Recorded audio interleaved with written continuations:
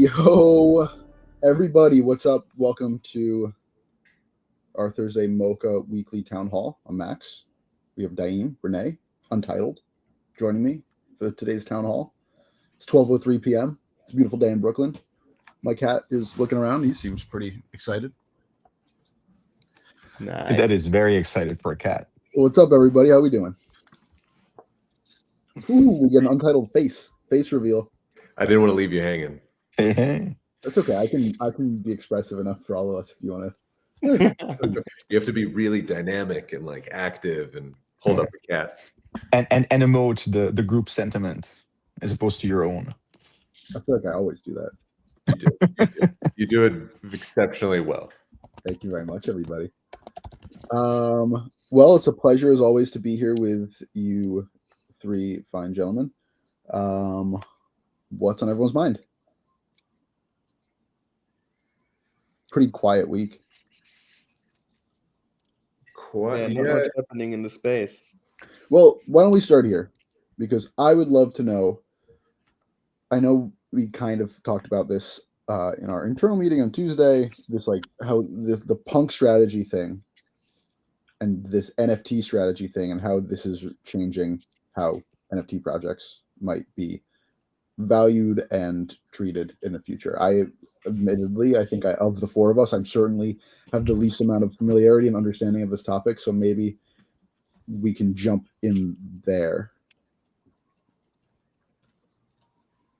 Yeah, I think. Do you want to give like a quick rundown to just in case there's some people listening who have no clue what we're talking about? Untitled? Oh yeah, sure. I can do that. Punk strategy. We stumbled on this pretty early, just right as it launched, and we were talking about it in our MOCA chat. Really interesting. So token was launched where the majority of the pool trading fees with the token are used to buy, to basically pull up a certain amount of ETH and then buy floor CryptoPunks. So you basically have, trades that go back and forth between ETH and the Punk strategy token. There are fees generated from that. Those build up to a certain amount, and then the protocol automatically buys a CryptoPunk floor CryptoPunk with those assets. And then the pool is emptied, it replenishes again. But in the meantime, they actually relist that token or the punk, 20% above the price that it purchased it. And then what happens when that punk is sold, if it's sold, the protocol buys back the punk strategy token and burns the supply that it purchases.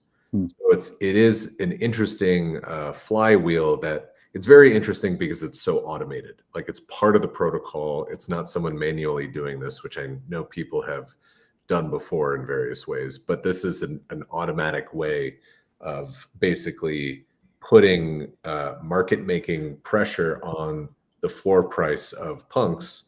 And of course, now we've seen there are going to be very many derivatives of this because it's been pretty successful. The value of the punk strategy token went from, we were chatting about it, under $1 million, and then it went up to like 33 million at one point, and now it's doing very well. So it's a new strategy of kind of everyone is for a long time struggled with the kind of like balancing of the token and the NFT collection. If you have both, if you have one, if you have the other, I think this is an interesting way of kind of synchronizing the two. So very cool project. Seems like a really smart and creative and obviously automated way of like response to like what people used to do with like fractionalizing punks. It was essentially a way for people who don't have, 6 figures lying around to buy a punk to have some kind of exposure to punks in general. And obviously, I think the fractionalization didn't really work. Whether that was because it wasn't liquid enough or because it's hard to justify owning a piece of an NFT, when so much about owning the NFT is about the cloud of owning the NFT. But do I seem to be on the money there? Yeah, I mean, there have been fractional punks. There have been different like DAO ownership of punks. There's a lot of different ways that people have kind of tried to get exposure into this ecosystem, especially as the price continues to go up and it's pricey. So a lot of the debate I've seen recently is, well, what is the premium you're paying by buying the punk strategy token in terms of exposure? Mm. Is it a premium? Yes. But it's because the market cap of the token is far higher than the amount of value that the punks have. Where they have like 7 punks in the treasury of the protocol for this. So you are paying a premium, but it's also an interesting, much more dynamic vehicle to invest in than fractional punks, which is very straightforward. Mm-hmm. This is a little bit more like, I think this is a little more interesting in some ways because they're obviously expanding the ecosystem. They're going to do this with other NFT collections. So it's something we are eyeing very closely in that respect. Totally. I want to get into this in just a sec. I know we have Pindar Van Armen in the audience. Pindar, I just sent you a message on Twitter. If you want to come up and join us on the stage, feel free. No pressure at all. But now let's circle back because I do want to talk about how this impacts other NFT projects. Is this just going to become ubiquitous? I know that I'm not exactly sure who, but I know there's someone invented like a protocol for any NFT project to do this, essentially, like spins up an automatic. I mean, it's the same group that launched Punk Strategies, basically. Gotcha. Released or is about to release a way to do this for any NFT series. But I don't know. I feel like I do find the original Punk Strategies project to be very interesting and compelling and clever and noteworthy. I'm not entirely sure whether a 100 or 500 or 1,000 other projects me tooing into this is going to be equally interesting and engaging and attention worthy, and therefore financially successful. B, I feel like when like one random actor does this with one admittedly very non-randomly chosen project, like that's a thing. When you build a system that effectively lets people, like first come first served, find a way to monetize the success and the interest in other third-party NFT series, I feel like that enters a weird territory. Because depending on how it's done, like I don't know, are the top 500 projects all going to be launched by some dude with a really fast bot that can front run anyone trying to use the web-based user interface? And like how many of those projects would be interested in trying to do this themselves, whether exactly the way Punk Strategies does it or whether with some variations? It's very And interesting. Like it's very probably not going to be their decision whether or not they do so unless they're like quick about it. Yeah, but that's such an interesting insinuation, right? Because like I've heard the knock on NFTs versus like tokens be, of course, like it's a liquidity problem, and there's not enough ability for these things to like jump up in price and sell very quickly. There's not enough like ability for people to get in, get out, because once the liquidity dries up for a moment, it's impossible to sell these things. And yet, there is a kind of, I guess, lower limit of bad action that having that kind of lower liquidity prevents. right? Like it's a lot more difficult, I think, to manipulate a market with NFTs than it is with a coin, simply because bye Dame, he'll be back.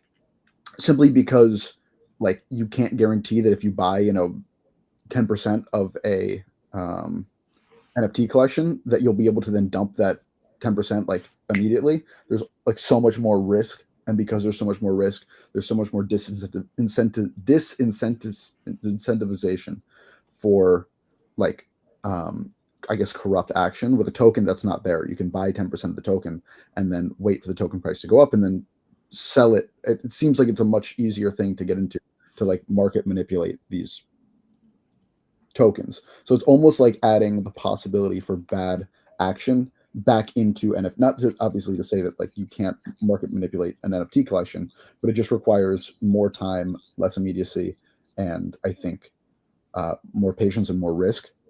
So I'm not sure it's totally a good thing that like any NFT collection will be able to like automatically spin up a token Right. that is like pegged to the collection.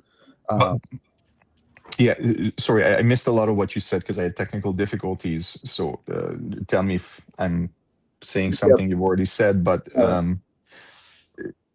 basically, I think that's half of the issue, and the other half of the issue is that, like, I feel like a lot of projects won't even get to do their own thing because by the time they, come about, somebody else will have already launched it on their behalf. Mm-hmm. And like that person will be getting the the strategies contract launcher, like revenue, however small that is, but that'll be going to them as opposed to the project from which the value is being derived. Yeah, that's definitely a risk. And there are also, a handful of these projects like Pudgy Penguins, they already have a token, for example. So it is a matter of kind of like what would have been, I think, a bit more effective is finding a way to kind of like import an existing token, if there is one, into a special pool that has these dynamics. But I mean, Renee was saying the other day, there are a lot of like technical things that make it so that CryptoPunks specifically, it Are allows well suited for this. Yeah, very well suited for this due to their, their existing market contracts and the protocols that they already have in place that allow for this to actually flourish more autonomously. Renee, what do you think? Permissionless market is certainly something that is a big thing, because you want to at some point send ownership of the contract to the burn address, and you want to like have it like work continuously, or you send it to a smart contract that's governed by a DAO, but you are going to give away the control as the developer, and being able to have it plugged into a marketplace smart contract address where you have like buy and sell and offer functions that you can call years from now, like it's the case in the CryptoPunks marketplace contract. That's a big plus, because otherwise what do you do? Like, do you plug it into OpenSea if you don't have one, and then they change stuff? Like, even I don't even think their functions are public. So you would need to have like an completely open marketplace code base that you can plug it in if you launch it yourself for an existing NFT collection, or you need to like build your own permissionless marketplace into the token contract, or like let it run aside of it and make it part of the deployment, and then ensure that obviously that code is audited and secure, because otherwise like at some point the value that goes through is like very high. And we all know that the CryptoPunks marketplace contract is battle tested with billions of dollars over many years, so they're in a very good position as like a project, obviously also because of the whole narrative around CryptoPunks and the huge interest that's been building up over years. Yeah. Battle tested with billions of dollars. How hilarious is that? Like, it's like a wild thing to say out loud. Like, how many things have been battle tested with billions of dollars? Very few in the world. Yeah, very few things that buy and sell pixel art works. It's wild. Absolutely wild. I tend to think that there's a false equivalency with a lot of things in crypto. A sense that like, oh, if it worked for them, it would work for us. And I think anything that works for CryptoPunks is pretty much, in my estimation, impossible to scale elsewhere. CryptoPunks is such a one of one. It's so unique. It's so sticky in its influence and its price points. Like, I can't see anything imitating CryptoPunks to a tenth of the same effect. And I think that like this whole meta, people are talking about it as like a new meta for coins, a new meta for NFTs. Like, I think it just goes down precipitously and immediately. Like, I wonder when this kind of idea that things pioneered by CryptoPunks are replicable elsewhere, I wonder when that dies, because I've not seen any situation in which any other NFT project, even like the other, high big ones, high floor price ETH projects, seem so much less, again, use that word, sticky than CryptoPunks are, and that everything revolving around CryptoPunks are. I mean, even like NounsDAO, where they seem to be the next link in the chain of like maintaining this huge treasury, like that experiment, completely just like devolved and diluted. And I don't know what the again, I don't know if anything that is successful with CryptoPunks, I don't know if that should be used as a marker that something would be successful for anybody else ever. Yeah, you shouldn't make that assumption if you copycat it. Right. Yeah. Like I said, I think punk strategies is interesting, compelling, clever. I think using that exact same approach for a shitload of other projects is boring, uninspired, and probably will largely be unsuccessful. I think if I hate to say it, but if this was about something other than trying to make more money off of this, the approach should have been basically having some willingness to consult with other projects about helping them come up with custom solutions that broadly follow or broadly are built on this idea, but make sense for their specific project and ecosystem and user base. I mean, I think because I think this core is definitely something you can build on, that you can use to add more, I don't know, dynamism and like interest and engagement to projects. But I don't think the way to do that is to just copy and paste the Punk Strategies code and replace with your token and your NFTs. And yet, that said, I do feel like it can be replicated pretty one-to-one, not with other like PFP projects, but with like maybe like art blocks generative projects. I feel like maybe with art blocks, but just because that I could see, there has to be an ingrained trust in the price of the asset, right? Or in the importance of the asset, which PFP projects just routinely do not have, other than CryptoPunks. Like, even Bored Apes, which was like top of the mountain for a long time, just kind of fell off as soon as people realized that like there was no glue holding that community together. And I feel like with art projects, there's a bit more power in the tether between like holders. And I can see something like this working for like a Squiggles or a Fidenza or a Ringers, right? Where I wasn't thinking of it in terms of Art Blocks series. I was thinking of in terms of the Art Blocks 500. Oh, interesting. Like do that for all art blocks, and Yeah. that's compelling again. Yeah, But I think the connecting thread, as much as punk aficionados like to publicly pontificate otherwise, is I think this is really good when you don't give a shit about the product other than the fact that it costs money, and you're hoping and are pretty sure it's going to cost more money in the future. Right, the moment it gets into territory of like things you do care about, this is just, I don't know, this doesn't create any meaningful connection. It creates a connection to the price and to expectations about the future price. But like, I think it works because people,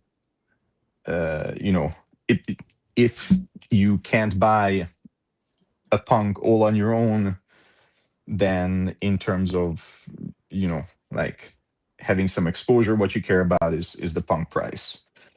If you're sure that generative crypto art is always going to be big, then you probably, unless you have huge amounts of money, again, you may not care very much about what exact art block pieces you own, because now it's a closed system, and even the floor art block pieces are going to presumably go up in price, even if more slowly than the top series. Yeah, you'd almost think like with some of these things, you'd hope that people come up with more, like for Pengu, for example, if they the fees were used to build up, not to support the floor price, but to do more interesting things like adopt a penguin. And then you have all these, like, a DAO decides like the penguin names, or you have, one that's dedicated to buying, I don't know, like billboard advertisements, or screw it, like Times Square. I don't know. I hate Yeah. Times Square. But like, And yeah. yeah, and the other thing is, I even mentioned this when you initially shared the punk strategies. Like, when I was reading how it works, I was initially like surprised that the only thing that the shitload of money coming in from a punk sale is used for is to buy punk strategies tokens and burn them. Yeah. Because like, all the money doesn't have to go to one place. You could do all sorts of interesting things while still, to an extent, or even to the majority extent, supporting the token buying and burning, and thereby increasing its price thing.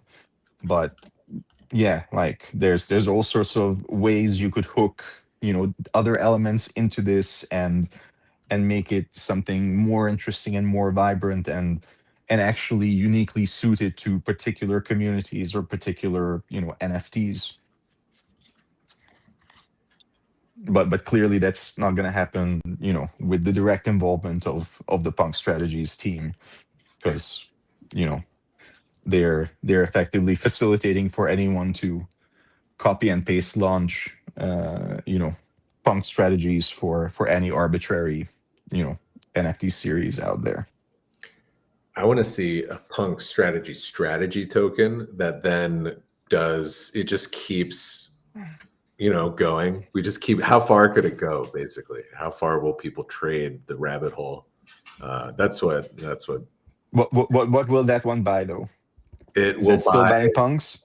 It'll buy yeah, I got to think about this a little bit, because I got myself. We're not letting you worm your way out of this. It'll create a new NFT collection, and then no, I don't know.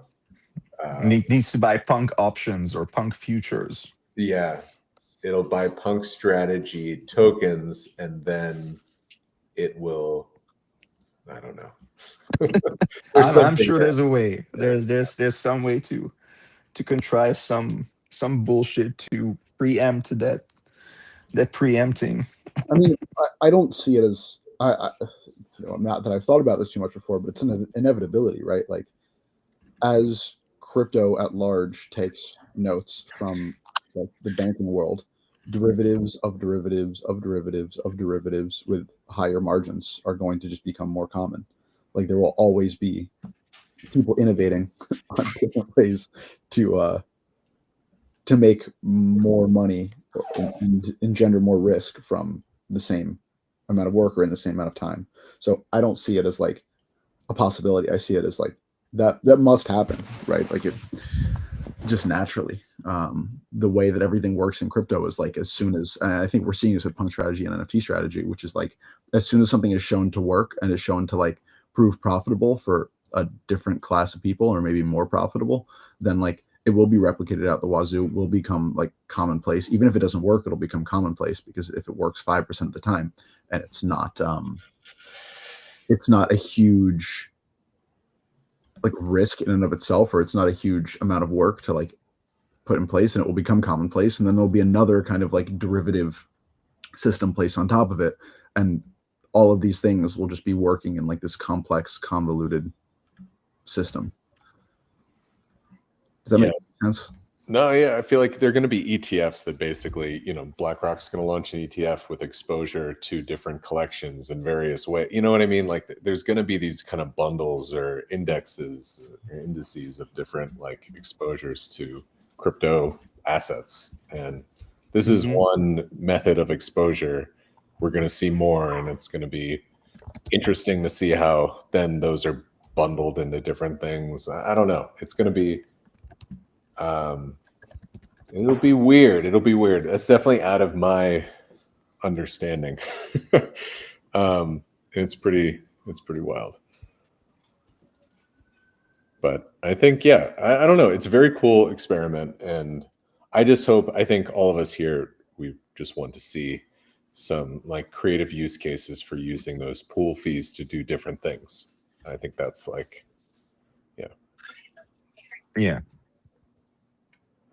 Again, I mean, if the only thing it does is slightly increase the chance of number going up, and let's be honest, it is only slightly increasing the chance. Like, sure, number went up when the first punk sold for punk strategies, but it went back down after two. People immediately sold. So like if if you can do only up by selling a punk, and having 8 more on the market at the same time, then it's not going to be only up for smaller projects either. So basically, well, I think what that does is effectively, even though in the abstract this idea is very attractive, because every time you sell an NFT, you burn the token and it becomes more valuable, but it doesn't. Maybe over time, if you burnt enough, it will lastingly become more valuable, assuming it continues to be used. But certainly on the short term, even with punks and especially without punks, there's all sorts of other shit that influences and dictates the price of the token that is going to outweigh the occasional burn mechanic that you're doing.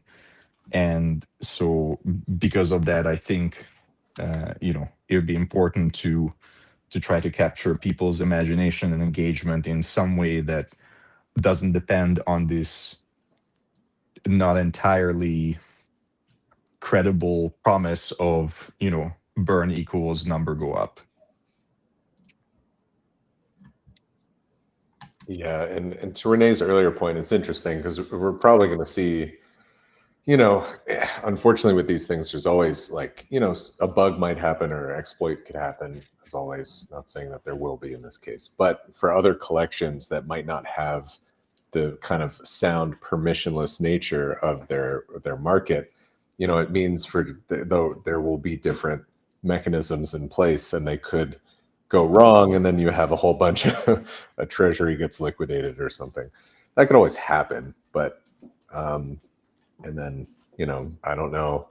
Well, and significantly, that's a lot more likely to happen if you're doing this with 100 or 500 projects versus 5 or 10. Yeah, that would be wild. Like a kind of like ecosystem wide. Well, that I guess that has happened with like marketplaces or hacks in terms of like. But yeah, I don't know. It's cool. I appreciate that they're doing this. I think for folks who want to, dig into it, check out token_works. That's where they're releasing more about how they're going to allow that to function across different projects, and it's very cool.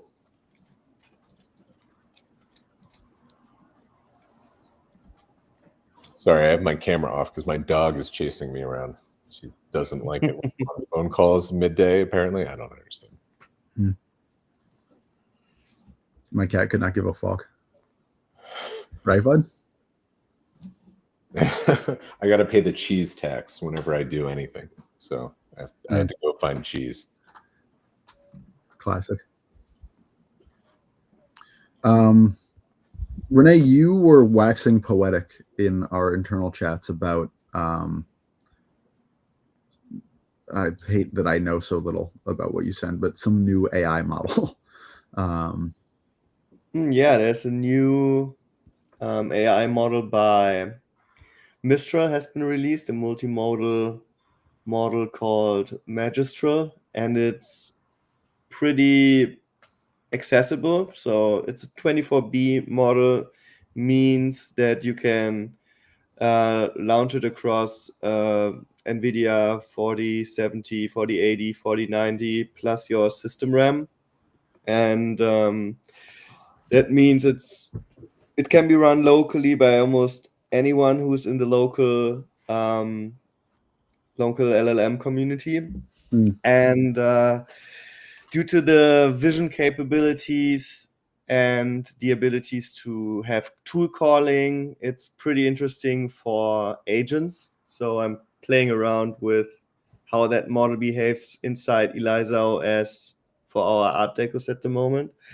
Trying to figure out if this is something that can enable functionalities beyond just text. So until now, we've mostly used Llama 3, Hermes 3, the new Hermes 470B model, and now we're playing around with this Magistral 24B model because in contrast to the others, which are bigger and a bit more capable, maybe when it comes to text, this is also able to handle image inputs and analyze what's on the images that you send, answer questions around whatever images you throw into it, and that can be interesting for various tasks. So that's something we are currently exploring.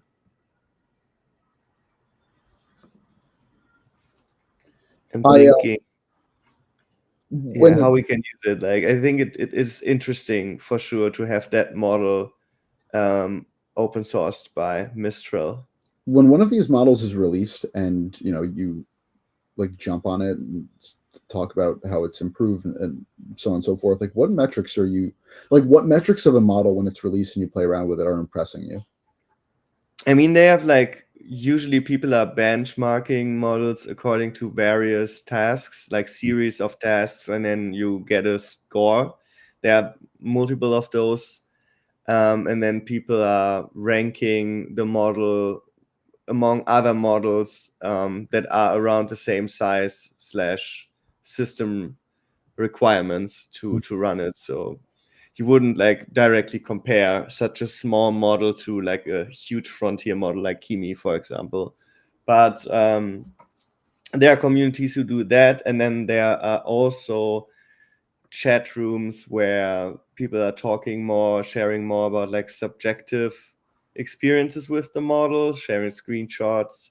The one that I'm usually on is called Beaver AI, where a lot of fine-tuners from the fine-tuning communities are hanging, and the 24B range, due to accessibility, is the most active because most people running local LLMs can run that size basically.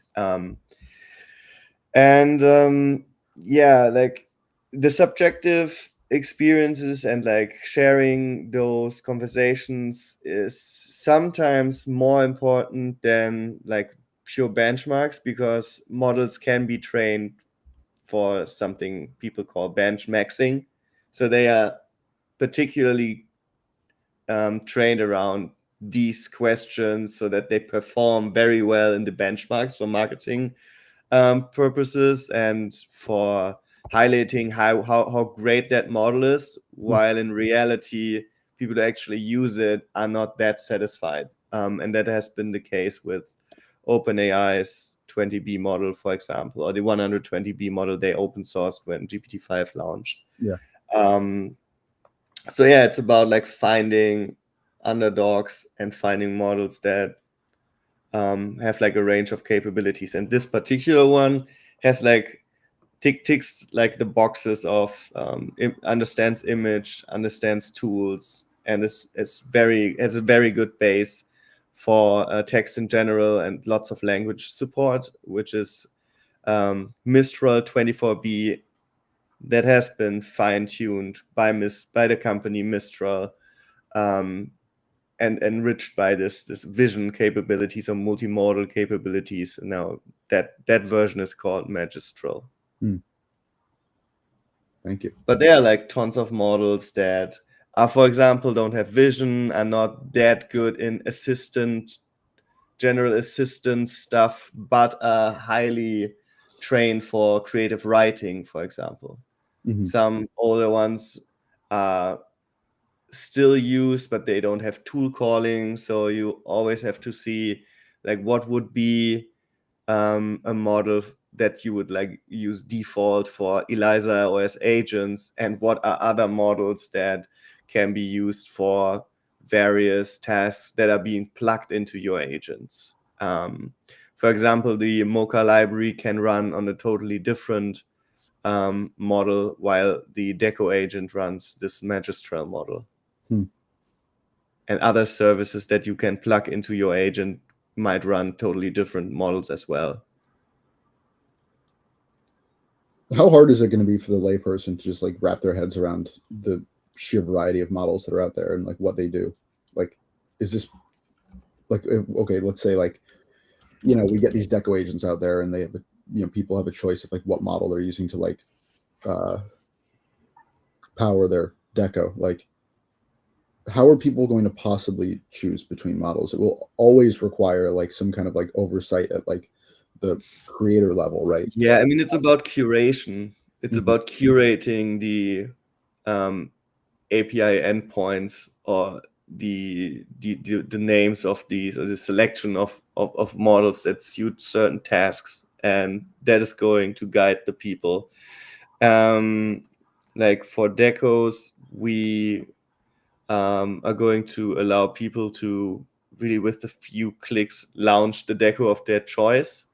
Like Daim and we are currently like working with our tech team on implementing his or combining his character sheet generations, like the 10,000 unique personalities, into the UX of what we've been building. So there will be a summary of each character of each Deco. Each Deco will have a default name, and then you can select the ones that you want to spin up from your inventory. Like you log into our app, you select the ones you want to spin up, and that spins up ELIZA OS Docker container on our infrastructure, on the museum infrastructure, with the parameters that you select. And you could also, for example, insert like Discord API tokens to authenticate a particular Deco with a Discord bot that you have sitting on certain servers. And then you are being redirected into the ELIZA OS chat interface, and there you will see like all the different decos that you selected, because they are contained in the deployment.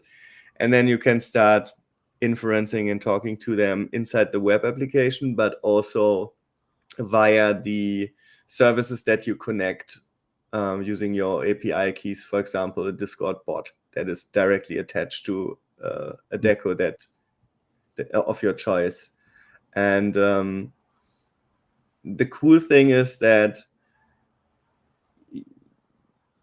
thanks to what Daim has been building, every deco is going to like being a totally different character, basically. And we will try to expand on that and choose models that vibe with that direction and do not override these character personality descriptions in a way that they become meaningless. So there's lots of stuff that can be done, and we are going to allow everyone also to adjust these characters or their own deco personalities that are predefined according to their needs.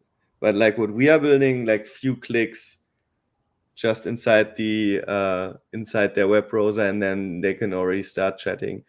And if you want to play around with models locally without the agent framework in between, and want to have like a almost direct interface to the agent using via something like ChatGPT, I would recommend like LM Studio.ai, which is like a standalone experience that also works with Apple machines, or Yan.ai, which is the same but open source. And then if you want to explore stuff like this and you have a server, you should, like with a single GPU and system RAM, you should go for Olama in the backend, and then as a front end, you use OpenWebUI. And for more beefier server machines, instead of Olama, you would use VLLM, which allows parallel access on multiple GPUs, and that is going to increase like performance and parallel reply speed, like assuming like your agent is doing something on this with the same GPUs. You have like a web search using the same 2 GPUs. You have like your own ChatGPT open talking to that thing, like a VLLM server backend is going to allow that all of the users talking to that language model will get like a reply. It will be like a bit slower, but everything is going to keep running. And Olama is not built for that many of that kind of scale, especially when you go past like 50 users or something like that. But yeah, like basic stuff is lmstudio.ai. I think it's also like on the app stores and stuff. You can download it for Windows, you can download it for Mac. Renee, how many people just call you and mine you for information on a daily basis on AI? It must be, you need like a hotline. Not too many, thankfully. Either needs to be like an OnlyFans, but it's only LLMs, and you just talk. Yeah, only LLMs. That's funny. Soon. It's so I'm just seeing like Magistral is also available already on lmstudio.ai, so check it out there. It's crazy how fast this stuff is. Like we just seeing, I mean, the stuff that I'm much more visual, obviously. Like I've been following the 3D generative 3D side of things, and it's just insane to see how that's grown in 6 months. And I mean, all these things, it's just it's just hard to fathom how wild workflows are going to be and how we communicate online is going to look in just a couple years from now. There are going to be so many things we take for granted about what either as an assistant can do for us virtually, or just what we can generate or produce. It's going to be very disorienting compared to what we produced or what we were able to accomplish in a day like 5 years ago. Yeah. I can't wait to bring these decos to life. I think people are going to be super excited to see that and play with that. Yeah, and also that is going to get more and more capable as the language models get more capable, as the operating system gets more capable, as the plugins that are being composed into for like the Deco agents are getting more capable. And yeah, I think riding that open source wave from our perspective as a museum only makes sense because there are so many moving parts, and as a museum or a cultural institution, you want to be able to plug into all of that. I mean, we are trying to keep ahead with the LLM and agent space, then also with the 3D space, like what's going on in Hyperfy, which thankfully is also totally open source, is insane with the vibe worlds, and VoxVN is like pushing new stuff out that overshadows everything previously that has been vibed in that graphic engine. So I think there are so many leverages that can apply to what we do over the next years, that if you would have decided to go closed source, you would miss most of that. Just doesn't make sense in my mind. So I think we took the right path, like in this meme where you have like the left path and the right path, and the right path goes Is, into the dark, weird horror world, and we is think we went. And you just go forward, you just dive in. Yeah, we go for the open source path. is this is the Vibe World down? The Hyperfy Vibe World? I looked at it. I just tried to pop in. It says no available server. Yeah, Someone crashed again. who vibed too hard. Yeah, it happened already a few days ago, and then Ash we spin it up. Like they are constantly like fixing things, improving, Naturally. solidifying the whole engine for these things then not to happen. It's good for stress testing, I would say. For sure. Can I share my screen real quick if people haven't seen this? Let me see. Do it. I don't know if I'm allowed to share this, but whatever. It's fine. It's okay. Can you guys?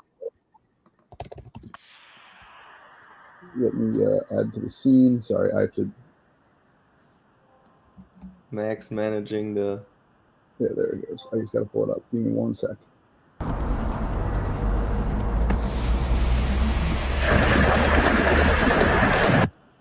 Sorry, I just muted that. Although I did like the. Well, this is crazy. What are we looking at? Nice. Can you guys hear me? Yeah, we can hear you. Oh, nice. I have what the are we volume. I'm trying to turn off the volume in here, but I can't. I turned off the volume on the stream for that, for the thing, the world. What? I can barely hear you, but if you can hear me, I'm just going to do a quick. This is Vox, who vibe coded this entire city. So Wow. this is Vox's world that he built, and there's like an entire city here of different objects and things that you can interact with, and all of it is just manifested by prompts. Whoa. But like, look how absurd this is.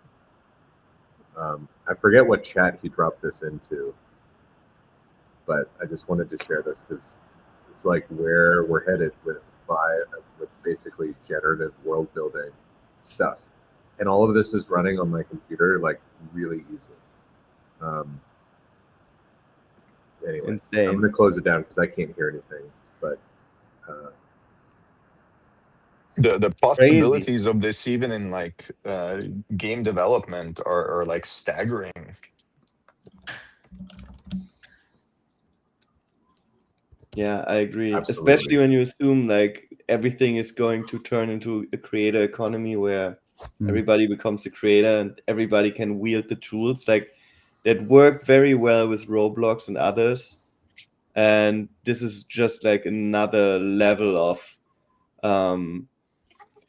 abstraction where people who weren't even a creator in Roblox can just by words instruct a game to be created. And like also those abilities, as we already said, are only getting better and better. You need less words for a bit better output, with like a language model that is there's like more capabilities and also more data about the engine, for example, in Hyperfy and other libraries that are going to grow and are going to like being developed alongside the core engine. And like when you also feed that into the agent or the context window, a better understanding of certain things, and then like you will need less and less words to get to what Vox is doing by probably highly sophisticated prompting. I don't know his process. Well, and not just that, like you're going to have, I mean, the way we think about it is we look at this world and each object was individually prompted, but Hyperfy has ELIZA support for autonomous avatars. So imagine giving an architect of the prompt, build me a cyberpunk city. And then they go out and they walk in the world and design everything themselves by prompting and editing and going forth. Yeah. Like that's the shit that's going to be like, you build me a game of this and you just let it, and it just does it. Like this kind of combination of agents and world building kind of abilities, just generally, it's going to radically change so many things. It's mind-boggling. I don't know. No, I think that's amazing for sure, but I also think there are like some crazy possibilities in like sort of non-real-time applications of this stuff where, you know, maybe you already have, you know, a lot of sort of fictional world building done and a lot of details figured out, and you know, whereas previously like that might have been sort of what you just sort of had to use to sort of build as much, I don't know, interactivity and as many specifics and, you know, storytelling elements into the game as you had come up with. Well, now there's nothing stopping you from you know, going on a 2-week vacation and setting up you know, an agentic AI system to essentially fill in the blanks and like get your, you know, game world to a point where, you know, not only do you have all like the high level elements, but you know, you basically have, you know, entire, I don't know, towns or villages fully populated with, you know, random people who aren't actually random, but, you know, sort of make contextually and like fictional game world wise sense in that location. And you know, they have like story elements and like quest elements, you know, randomly scattered between them, and you know, just basically enriching you know, the human world building with amounts of detail that previously wouldn't have been possible even for like, you know, large game studios.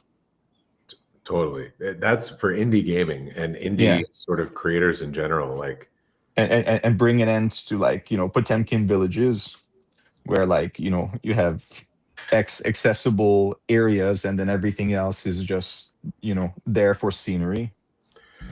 Yeah, like imagine you choose your own adventure and then maybe it generates in front of you as you're walking based off of how you act. I mean, this is essentially what happened in the 90s with filmmaking, right? It's like the rise of like digital cameras led to the creation of like independent filmmaking as like its own powerhouse like segment of that market, because like film's wicked expensive, like, and so suddenly you like the whole Dogma 95 movement out of Scandinavia was like the whole idea is that like we're just going to record on a camcorder. We're just going to make all these movies, and you could just do that. And it's interesting to think that like what happens with that when that approach comes to gaming, which is already in its kind of like golden era of creativity and like possibility. Yeah. If just like the same ability to like make a game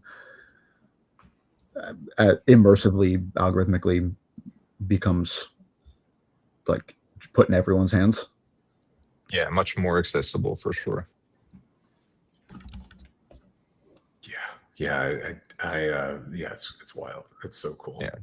Now, I don't think we're like, in the dawn of like, non-specialists being able to prompt, high quality polished games into existence. I think game making is definitely going to be one of those things where, to get to a final polished professional product that works well, is interesting and engaging, and doesn't look like everything else is still going to take a lot of technical skills. Yeah, but I mean, but look at, like, I think filmmaking, it's going to shift things in a direction where a lot more of those skills are going to be like glue skills of like bringing shit together and making shit work together. I mean, yeah, because I was thinking just of like, you see all these ads around New York of like images shot on iPhone, right? Well, I'm like, I could never get my iPhone pictures to look like that. And then, there was a movie a couple years ago, Tangerine, that was like the first movie shot entirely on iPhone. I believe that was that's the guy who did Anora, and I can't remember his name, but either way, that's neither here nor there. The point being that like you can shoot these movies on an iPhone, but you can't, right? Because you have to have this skill with like lighting, and you have to understand motion and composition and blocking and all these like you said, Naeem, like these glue skills that make something that we just innately understand as like professional. Sean Baker, thank you, appreciate it. Even though the technology is accessible, like the ability to craft something that looks professional does not rely on the technology's accessibility. So you still need all of the skills. You still need to like develop the skills. The skills are still going to be rare, and even rarer is going to be the impetus to like learn those skills and execute on them. But the barrier to entry, once you're at that point, it goes from absolutely getting lowered. I just put together a music video for Art for Humanity, and like I think that's like a really good illustration of what we're talking about here. Like the stuff I was able to do, I would not have been able to do even just months ago, I'm pretty sure. And I mean, I'm sure to anyone who looks at it with a keen eye, there's all sorts of telltale signs of it being AI, of it being something done by someone who's not a film professional, but a lot of the stuff that would have been completely just out of the realm of possibility for me, generating like professional sounding music with specific lyrics, editing those, generating high quality photo imagery of my specifications, turning those into video sequences, synchronizing those video sequences to audio, like all of that stuff. Prior to there being AI solutions for this, would have essentially required a big ass budget and actors and film equipment and probably a crew of people with expertise that I completely lack. And now we're at a point where I can actually make all that stuff happen completely on my own with a shitload of steps, and again, like glue skills, kind of binding and bringing everything together like there's no tomorrow. Like I started this basically knowing that none of the parts should be impossible for me to do, but I thought it was going to be a hell of a lot simpler than it turned out to be, and I developed a lot of new skills along the way, and built custom software along the way that um, basically does the sort of editing at the end and cutting everything together. And then very close to the end, I realized that some of the tools I was using were like butchering the resolution and like the aspect ratio of the stuff I was working with, and I had to normalize that stuff at the end, and bring the quality back up. But it's all possible now, and like that's an insane thing. Like that definitely not something my eighth grade daughter is gonna do for a class project on her own. But again, this is just shit that would have been completely out of the realm of possibility for me to do for like half a dozen different reasons up until maybe months ago. Crazy. It's like same thing with decos, right? Where like we could never have made decos. Like the process of making decos during that time frame, the tools that made the whole thing possible were being released. Yeah. We literally couldn't have finished decos when we started working on it because just stuff wasn't there yet. So, Yeah, I mean, we could talk about this for another hour. I have to run. We're at about an hour here. We'll have to return to this topic in the future. Any last words from anybody before we kick off? Famous ones, ideally. Well, Daim, when is the Art for Humanity auction? That would be coming up Sunday, September 21st. cool. And my understanding is, I think there's now literally over 170 artists involved. wow. With probably even more artworks. I think officially everybody contributes one, but a lot of artists, including myself, have sort of unofficial associated sort of complementary works that will also be going to support the cause if they sell. That's great. That's amazing. Cool. Yeah. Keep an eye out for that on Sunday. Good art for a good cause. And on that note, I'll see you guys soon. I'll see everybody else here soon, and we'll all talk real soon.